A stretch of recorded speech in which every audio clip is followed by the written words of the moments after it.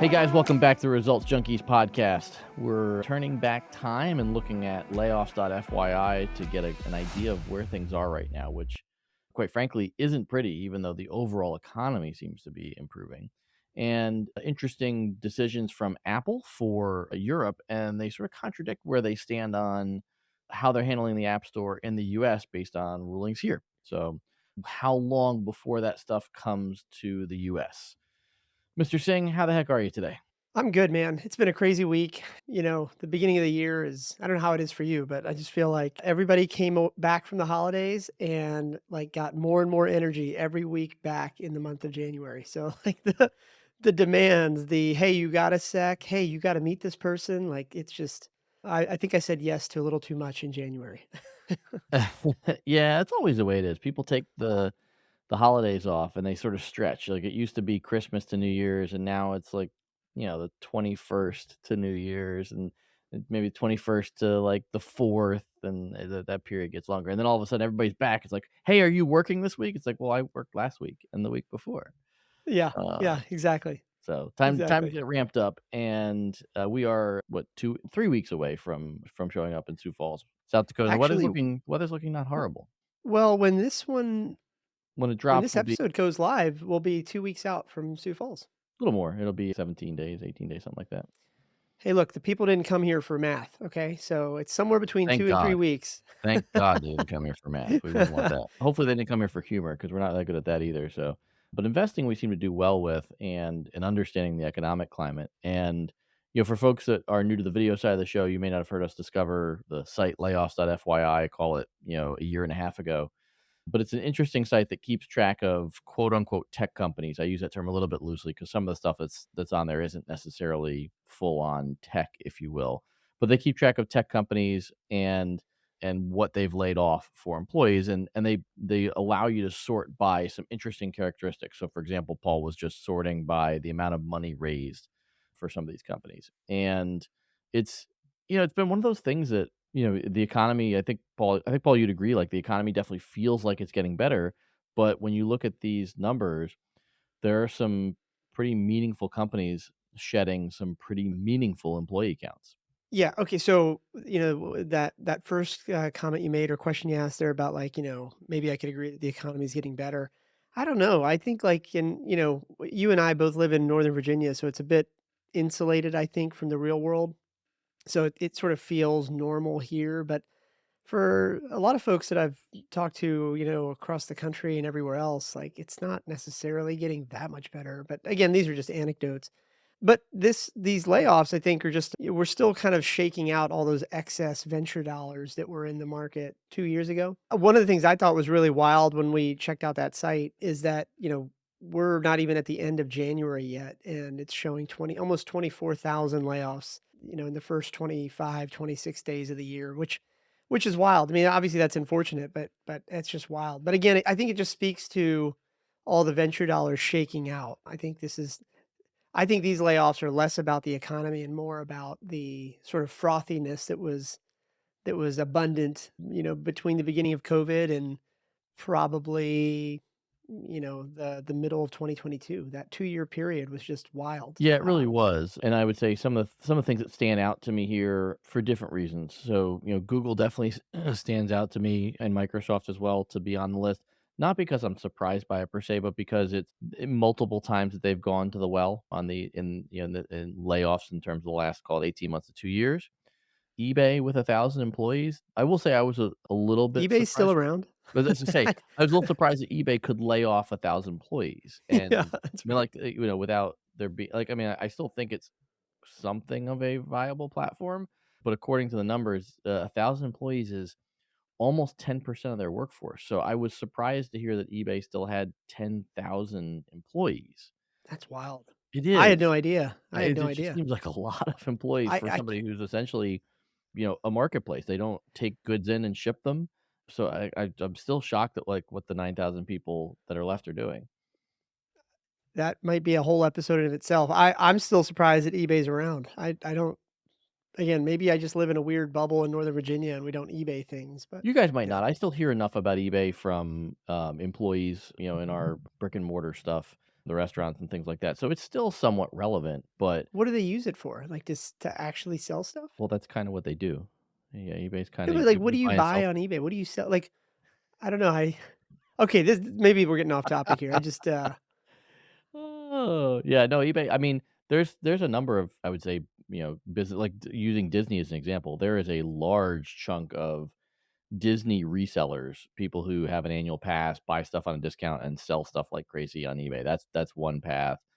A lot of rare coins, gold, silver, stuff like that. I have a couple of friends that are active on that part of eBay, and then, things like concert tickets and stuff like that. So I still see this in adjacencies. I don't use eBay a ton. There was a time where I used to do reselling, and part of that reselling was because it was a good way to earn miles and points. So if you could buy something on a discount and make a few bucks, that was almost sort of immaterial to the points you could earn. So, like, I don't know, are you aware that Costco sells gold bars now? no, no, why would I know that? I don't know, it's been on the news it's been the news in a number of places that you can buy gold bars from Costco because it's sort of, like, "Oh, wow, like, I didn't realize that." So CNBC had a piece on it, and I think I saw something in the Times like, "Hey, did you know you could buy gold bars from Costco?" But if you're smart about it, you can buy the gold bars from Costco, you get your rebate for having your executive membership, and then if you're using a credit card that earns miles or points, then you just sell the gold bar on one of the gold bar exchanges, and you're getting essentially free miles and points. So there are people that are doing stuff like that. Interesting, I started Googling this. Yeah. Wow, so Costco sold $100 million worth of gold bars in its 1st quarter with the product. Yeah. Yep, and they sell out in minutes when they go on the site. When they get That's them wi in, they sell out in minutes, and there are a couple of services where you can pay to get notifications when the gold bars go on sale. So there's a cottage industry of people tracking gold bars from Costco. I don't I mean, okay. This reminds me of a story you once told me about how, and correct me if I'm wrong here, but you told me this one story one time about how like you'll go to an Office Depot or a Staples and buy up the gift cards Mhm. because of the discount and the points and all this stuff. Yeah. And I know you were trying to tell me the story about, in the context of like how I could make more points or whatever, but Yeah. all these years, all I just imagine is you walking out with a bag full of gift cards. Like, I just have this picture in my head, and now that picture, I just have to modify that picture slightly. Now you're gonna have a bag of gift cards in your left hand, and you've got, like, 3 gold bars under your right, armpit. So now it's like anybody looking at you from across the parking lot has to flip a coin, like, is this guy, like a warlord, or is he a travel hacker? Unclear.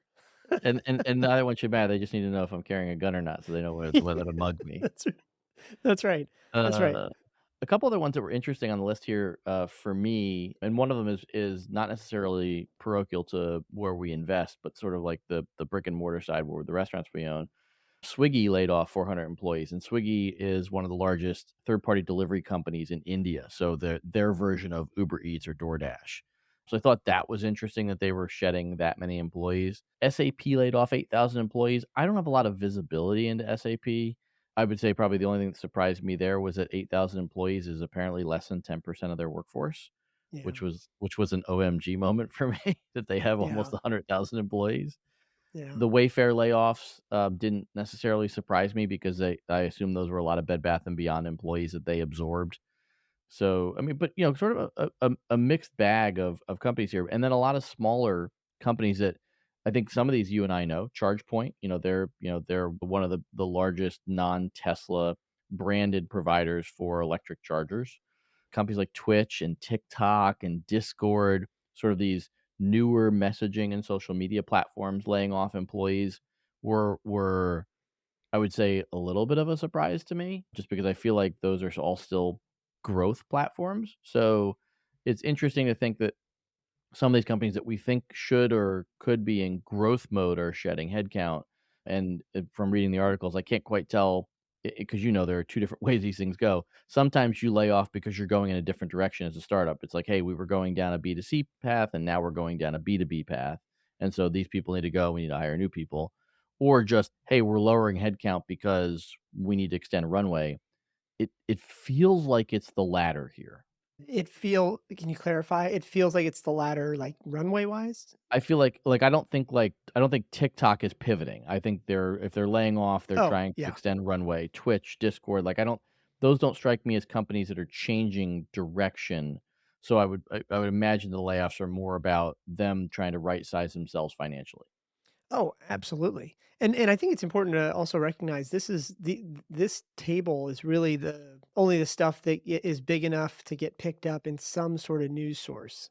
So it Right. probably doesn't take into account some of the smaller seed funded companies that really had to back down and stuff like that. I mean, but yeah, I agree with your point. These are probably more about right siding the burn as opposed to like some strategic shift or something like that. And again, I think it just speaks to where we are in the funding environment right now. You had extremely frothy dollars flying around for that 2-year period. And now we're in this sort of different world where, there's more yield available in T bonds with a lot less risk. So, unless you really crushed it with the metrics, I mean, tell me if you disagree, by the way. In 2024, like here we are recording this in the beginning of 2024. Tell me if you Right. disagree with this. For a deal to get funded today, early stage, late stage, whatever, for a deal to get funded today by somebody like you or me, which very small sample set, of course, but let's just see where this goes.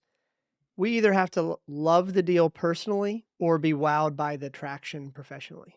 There's no in between. Yeah, I would agree that from an angel standpoint right now, the deal really has to stand out to fund it. And I think because we haven't written a check into a company and I mean, for me, it's been at least 9 months, yeah, I was gonna at say like least. I'm going back. I'm back to September and I can't think of anything. We put some money into some funds maybe in early 23, but yeah, direct investments. Yeah, it's been slow just because there hasn't been anything that's wowed me with interest rates where they are. Yeah. Well, the other thing, I know this isn't part of today's topic, but maybe worth just flagging for later is that what's also interesting now that we say this is that on the flip side of all this, Indie.vc just recently announced that they've closed their new fund. And Indie VC, for those that don't know, was, and I'm probably not doing it any justice, but essentially it was a small fund that had a kind of novel new term sheet that allowed founders to kind of have the best of both worlds. You could raise some venture dollars from Indie VC, but that term sheet had some clauses in it that allowed the founder to buy the investor out, which is not something that VCs do. I mean, Indie VC, I think, was really the only one doing it. But I think timing wise, it didn't work out for them. They launched that thing a couple of years ago, and then it turns out when you're in a zero interest rate environment, nobody really wanted to invest in that fund. But now coming all the way around, I think in the last quarter of 2023, they announced that they raised more money. And I think that just sort of also speaks to the idea that, limited partners want to see their money provide yield of some sort.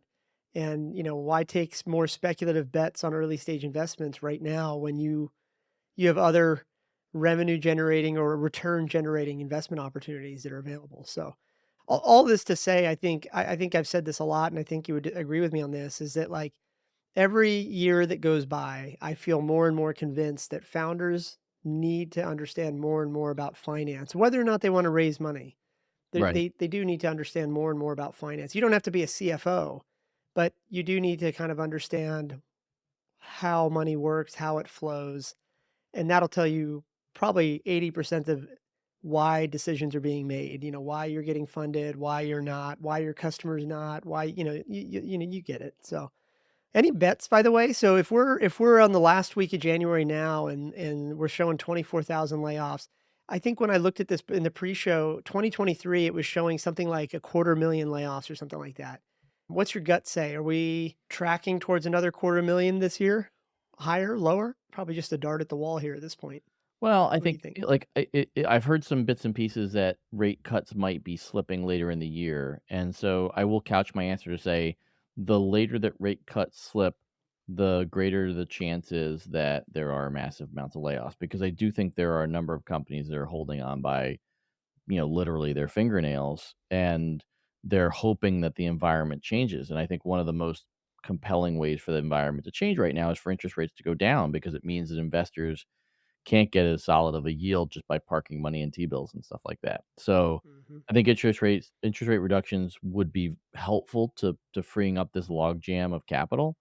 I also think, and, I'll be interested to hear, and I'm just thinking about this off the top of my head. I was thinking about this while you were talking, and I posed this question to myself, and I pose it to you. If you had the opportunity right now to invest in a new startup that you were excited about. So, write a $25,000 or $50,000 check into a company, or write a six-figure check into a company that you already have investments in to follow on in an uncertain environment. What are you more likely to do? I mean, the nuance here is it depends on what the existing portfolio company has done and is planning to do, because there's certainly no sense in putting more good money after bad. Mhm. So I'm not trying to not answer your question. I would just say that like it's not as I mean, it's not as black and white as the way you laid it out. If my exist if I had to kind of like define the algorithm in my head, what I would say is that if the existing company, so the algorithm in my head would say that the existing company in the portfolio should get my attention first. And if we look at that company, talk to the team, get a sense of what they've done, where they're going and all that, that's one extra reason why we should probably lean into them as opposed to a new company. So like if they've done everything right, the market seems to be adapting well, they're getting customers, they're if they're tracking, if that sort of if the slope or the plot line of their growth over the last month or year or whatever is good, then all other things considered, you should put more money into the existing company as opposed to taking another speculative bet. That being said, though, the bar is higher because when you're talking to an existing company as well, you don't want to be the only one holding the bag either. So it's kind of like, hey, listen, I might only want to be 20% of your next round, to Right. the existing portfolio company. So it might be a contingency deal where it's like, hey, look, you've got to have 50% of the deal closed or at least signed before we actually wire or something like that. So, but I mean, again, your question is very black and white, and I know you know that it's just tricky to answer that. But I think I would pay attention to the existing company first, Mhm. just to get to a yes or no quickly before I move to the outside of the portfolio. Yeah, and to be clear, I don't think there's an ironclad black and white answer to the question. I would say, and you might disagree with me. I would say your answer is less bullish on follow-on investment than I've heard from you throughout most of the time that you and I have known each other. And I think that's where I am in terms of, and it might be, and you might have priced this in and just didn't say it, but I'll enunciate something that's sort of been rolling around inside my head. It feels like there's been this methodology in this world that you and I have, coexisted in for a while, where if the company is doing well, it's, I wouldn't say always, but very, very frequently you're supposed to hammer those companies and continue to put money in as they continue to raise and grow. And I just think from a timing standpoint, one of the reasons why I'm more hesitant to do that, and I think I've always been more hesitant than you on that, but maybe not by a magnitude. One of the reasons why I'm more hesitant to do that is unless they're very, very close to an exit, it still feels like it's much harder to raise those last few rounds before exit today than it was 3 or 4 years ago, where I still see companies able to close a quote unquote A or a B round. And so from a timing standpoint, I wouldn't say I prefer one over the other, but one of the reasons why I'm thinking that, a 25 or a 50K slug in a new company might be easier for me to write at this moment is that I anticipate interest rates are going to go down over the next couple of years, but I don't know how to time that market. That company that I'm investing in today is more likely to need a larger check when the market has turned in their favor than the company that's further into their growth at the moment. There's still this obvious, discussion you have to have with yourself of, hey, if you're funding the follow on of an existing company, it may be because you're trying to get them through the next 2 years so they can go public. So it's definitely a nuanced question. But I think very clearly, I think you'd agree that a company that's starting out now in seed or A is more likely, if they are succeeding, they're more likely to have a less challenging environment to raise their C and their D round a few years from now with interest rates coming down than the companies in our portfolio today that need to raise that larger round in the next 12 to 18 months. Yeah, yeah, I think I would agree with that. I think I would agree with that. I think one thing that might be worth just calling out though is that at least in the way that I think about early stage investing, one of the reasons why there's such a disparity between the size of the first check and the second check for me, figuratively, the first check might be 25 or 50K and the second check might be, 250 to 500 or whatever. One Right. of the reasons there's that big disparity is that at least in my model, or at least the way I think about it, is that the first check is really an option to the second round. Mhm. In other words, it's really hard for my model to work if you only have 25 or 50K slugs into lots of companies. I mean, it could work, but mathematically, you'd have to have a couple unicorns pop out of that portfolio in order to make it worth all the effort, all the time, plus all the money. So that's also what kind of makes this sort of hypothetical question really hard to answer, is because like if that existing company is out there and needs to raise more money, and let's say I've already put another 300 or 400 into it. Well, in that scenario, yeah, I'm probably more likely to go look at the new company instead because I've established my position. I've always said to you that, I like to think of myself as a portfolio constructor, not a deal picker. So if Right. I've already got all the exposure I want to any one company, then at that point, I'm probably moving my attention towards other companies in the portfolio or new ones coming into the portfolio. So again, really, really good question, but it's got a lot of nuance under there that kind of will shape the answer that you're going to get from me. But all things considered, though, 2024 is going to be rough for anybody wanting to raise money. I mean, it's tough out there. Well, and I think Um, to that point and to this back and forth on this question, I do think that all of this leads to the fact that it does still sort of paint this picture that there are headwinds for companies to get checks, because if we're struggling with these answers, we don't have to make a decision between the $25,000 check and the follow-on check. We can still choose neither, and the more right. we struggle to go back and forth between the two, the more chance there is we just don't do either one, or we miss the opportunity or whatever. So Let's Oh uh yeah. let's pivot into this Apple story before we run out of time today. And I'll frame this up at a high level because it's still very developing, but Apple's made some decisions in Europe based on some rulings from the EU. They're going to allow third-party app stores on their phones, which is a pretty big deal for them. And what they're doing what they're doing to monetize that is they're going to charge those third-party app stores and/or the apps themselves a flat fee of 50 cent per download to be able to still monetize. And they're doing this only for companies that reach a pretty massive number. I think it was either 1,000,000 downloads or 1,000,000,000 downloads. So they still got to be really big apps.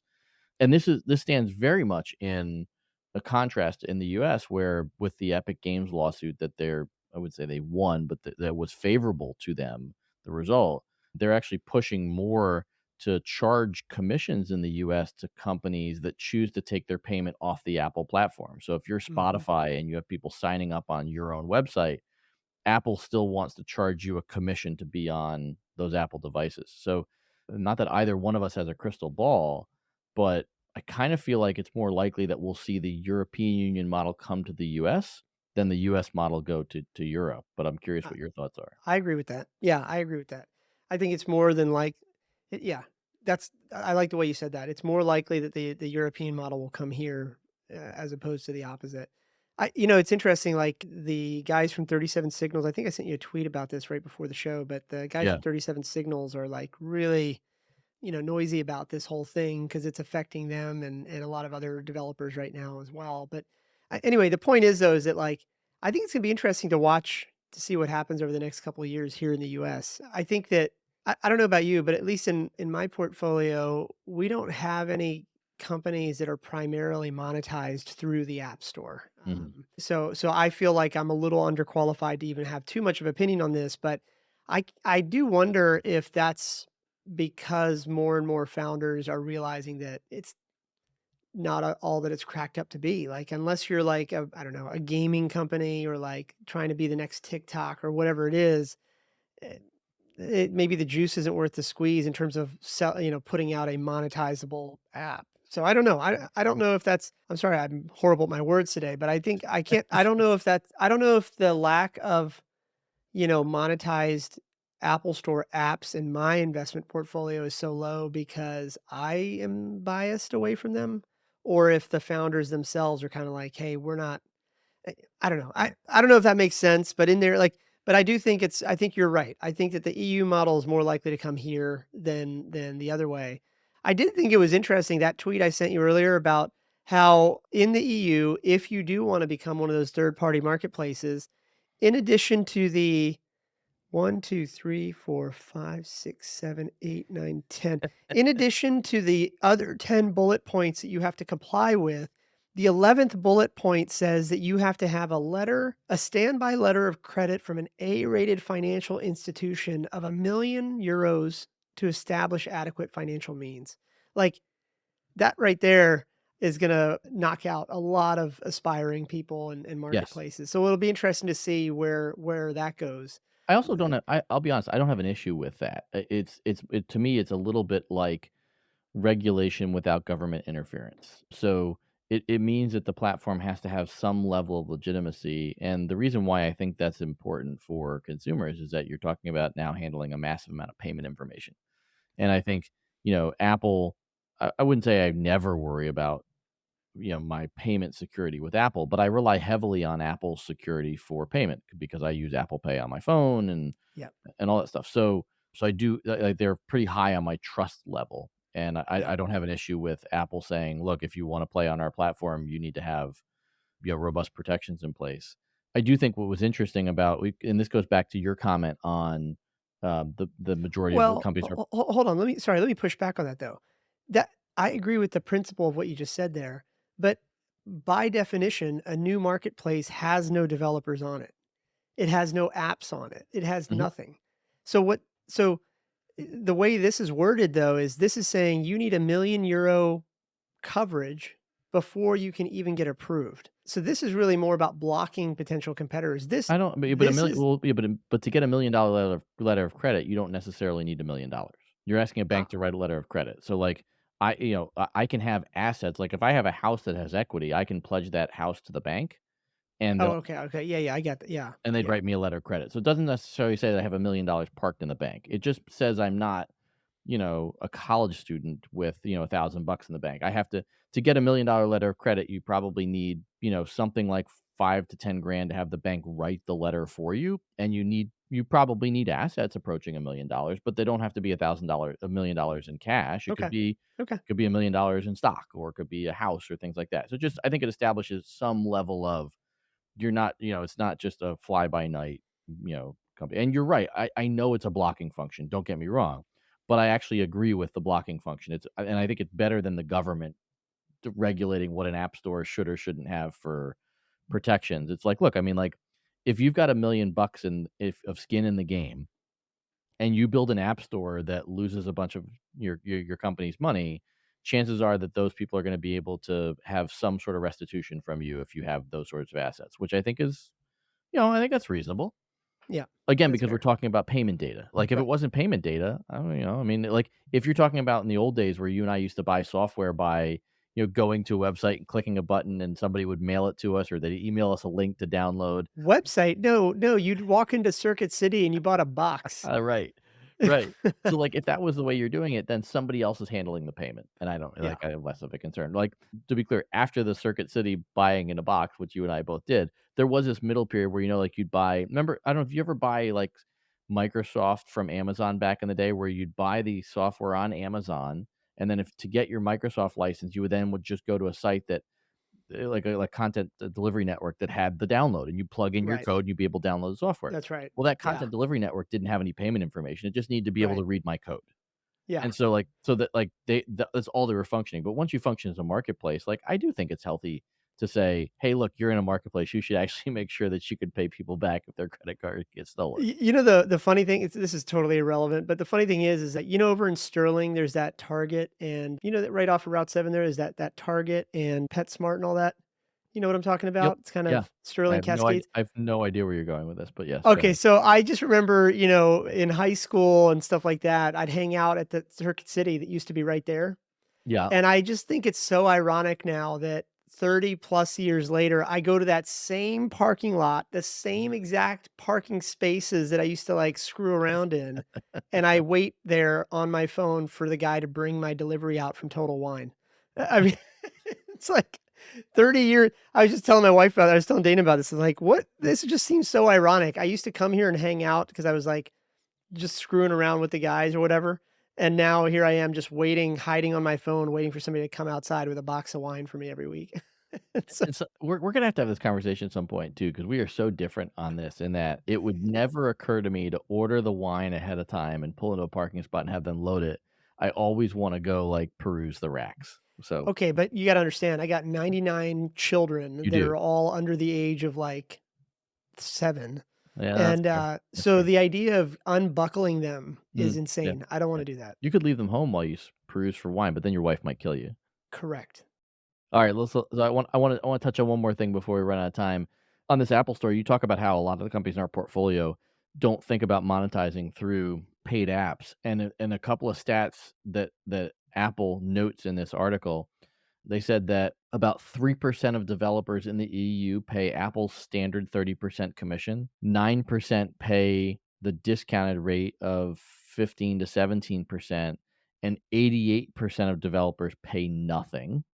So those are all like, those are generally speaking free apps or making very little money because 'cause they're below the threshold. And then they said this fee of point 0.5 euro cent or half a euro, so 50 euro cents per installation of the app is for the first 1,000,000 installs in a year, and they say that that fee will apply to less than 1% of all EU developers. So I think, directionally what that's telling us is that the vast majority of apps on the App Store, which I don't think is a surprise to many people paying attention, the vast majority of apps on both in both of these instances just aren't making enough money to sustain a company. So they're not even worried about what Apple charges for a fee because they're not even getting to that, those sorts of numbers. Well, okay, anybody listening to this that knows better, you gotta email us, show@resultsjunkies.com, but isn't it true that, like so let's just say I have an app. Let's just say I have I don't know, I'm making this up. Let's just say I have a B2B app, whatever. Couldn't I put a free version of the app on the store and then just gate it by a login? I know I'm kinda making this up, but, like, let's say you've got I don't know, a CRM that you charge somebody 30 bucks a Mhm. month for on the web. Right. Couldn't you theoretically get around this a little bit by putting a app up on the store, not have any payment flows run through it, but just have it gated by a login? So in other words, as long as I buy online. Yeah, Go ahead. Apple made this a lot tougher. Let me ask you a question. When you set up your new computer, did you download things like Zoom and Slack and stuff like that? Mhm. Where'd you download them Yeah. from? Oh, yeah, the App Store. Are you sure? I think with Zoom, I didn't, but I think Mhm. that Right. I just set up my new laptop. Zoom, Slack, Dropbox, no app in the App Store anymore. You have to go download it from their website. And interesting, and and that's how they get around it. yep, Yeah. you can't get the app in the App Store anymore, for their desktop apps, and that's the way they get around it. I see, yeah, so then the only reason really for you to be in the App Store is if you need the distribution or if you think you can game the distribution somehow. And so on the flip side, they're like, I do believe, and I'm looking while we're talking, so sorry for not looking at the camera. I do believe that some of those have mobile apps in the mobile app store, but that was why I specifically asked you about your computer. So if I go to Zoom, if I search Zoom in the app store, yes. So there is a Zoom app in the iOS app store, but not on the desktop app store. And my guess, based on all the friction that Apple has put here, is that these are ways that these companies are avoiding paying Apple fees. And so they're saying, my guess, this is very much a very loose guess with doing no research, is that Dropbox is saying you sign up for your Dropbox account at dropbox.com, you download your app from their website for your Mac OS, and then if you need the iOS version, there's an iOS app as well, but you're already a paying subscriber to Dropbox based on that initial relationship.